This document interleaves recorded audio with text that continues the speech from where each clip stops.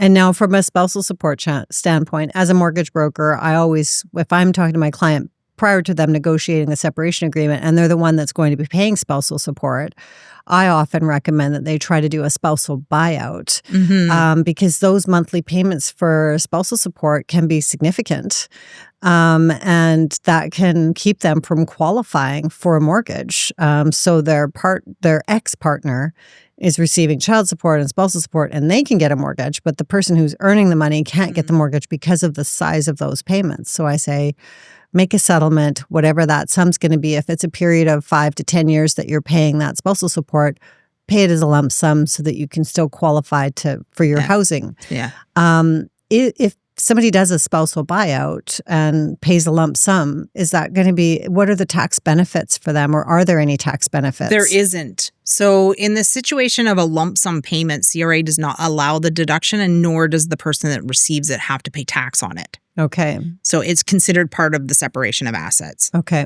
All right. So then there's no benefit. So likely the lawyer would recommend that they should take the monthly payment because they'll get the tax benefit. Yeah. But then they'll walk into their bank or their mortgage broker and not be able to get their financing. Yeah. So there's a lot of subjective details that need to be considered in the context of tax. Saving tax is not the only objective. No, housing is usually where am I going to live is one of the first questions people ask after when they're getting divorced. Yeah. So the other thing I wanted to mention on child support payments, sometimes what I'll see is that there's child support payments that go both ways. And the lawyers love to offset these against each other, and you cannot. The payments actually have to be made. So the one spouse that pays, like usually they're differing amounts. So one spouse pays the child support to, spouse A pays spouse B, and then spouse B pays spouse A, and the inclination is just to pay the difference. But what happens then is that CRA can potentially disallow because there's not a payment been made both ways.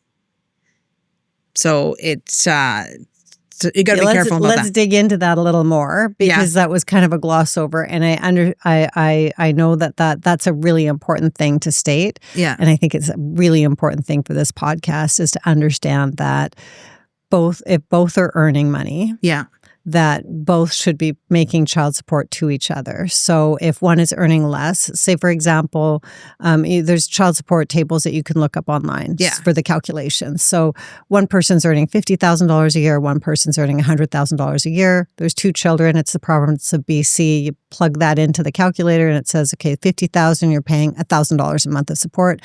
At $100,000, you're paying $1,500 of support.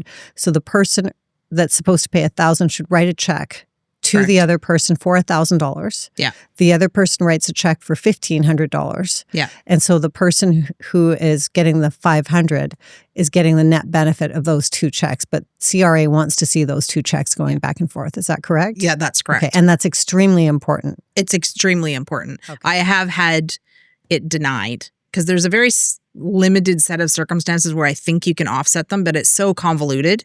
It's just do the checks.